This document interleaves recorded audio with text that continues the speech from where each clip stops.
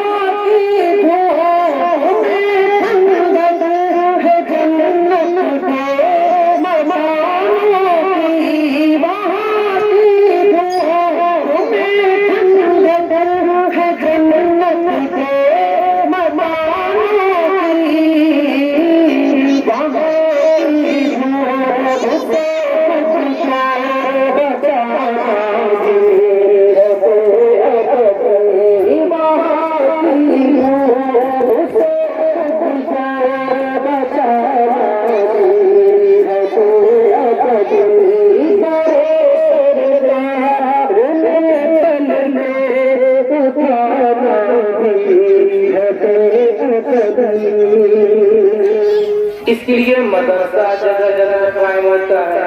جگہ جگہ جلسے ہوتے ہیں، علماء کا خطاب ہوتا ہے، تقریریں ہوتی ہیں، اور ان سب کا مشن اور مقصد یہ ہے کہ جو انسان ہے، اللہ نے جو مخلوق پیدا کی ہے ان میں سب سے محترم شان، سب سے اشرف جو انسان ہے، یہ انسان نقصان سے بچے اور فائدے میں رہے، چاہے وہ گھر کا مسئلہ ہو، چاہے پڑوس کا مسئلہ ہو، چاہے محلے کا مسئلہ ہو، چاہے گاؤں کا مسئلہ ہو، چاہے شہر کا مسئلہ ہو، چاہے مدرسے کا مسئلہ ہو، چاہے مسجد کا ہو، چاہے کسی تنظیم و کمیٹی کا ہو، ہر جگہ پر کامیابی و کامرانی کے لیے، نفع کے لیے، فائدے کے لیے اللہ تعالیٰ نے وہ ساری چیزیں قرآن میں ذکر کر دی۔ ہمارے پاس کتنا موقع ہے، ہم کتنا پڑھ سکتے ہیں، کتنا جان سکتے ہیں، سنت رسول کو کتنا سیکھ سکتے ہیں، آداب رسول، اخلاق رسول کو کتنا جان سکتے ہیں، کتنا سمجھ سکتے ہیں، کتنا عمل کر سکتے ہیں، وہ ہماری طاقت میں ہے۔ لا یکلف اللہ نفسا الا وسعها، وہ خود غفلت کا شکار ہے، اور ہمارے مدرسے کے افراد وہ خود اس پر توجہ نہیں دے پا رہے ہیں۔ وجہ صرف اور صرف یہی ہے کہ وہ والدین، وہ گھر والے، وہ ان بچوں کو وہ تربیت نہیں کر رہے ہیں کہ ان کے دلوں میں دینی تعلیم کا شوق پیدا ہو۔ ہمارے گھر والے وہ مزاج نہیں دے پا رہے ہیں، ہمارے گھر کے افراد اپنے بچوں کو وہ ماحول نہیں دے رہے ہیں کہ ان کے دلوں میں دینی تعلیم کی کچھ اہمیت بیٹھے۔